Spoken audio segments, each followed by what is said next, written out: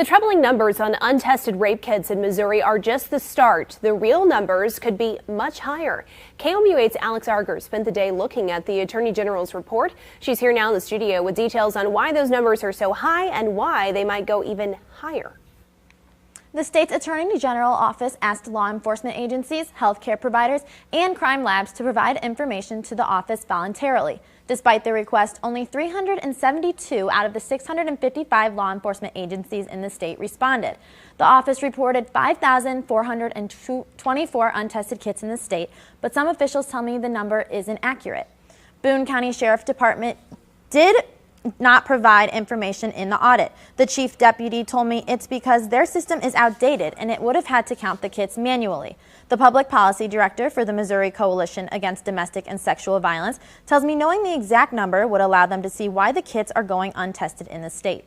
It's more than just the number. It's about trying to figure out what are reasons why kits aren't being tested and being able to address those problems and those barriers. So if a barrier is resource shortages or training, that we know those so that we can address them. The Attorney General's office also announced it has received a $2.8 million Sexual Assault Kit Initiative grant from the U.S. Department of Justice. The grant will help fund testing of kits, and it will help standardize collection, retention, and testing protocols across the state. In the studio, Alex Arger, KOMU8 News.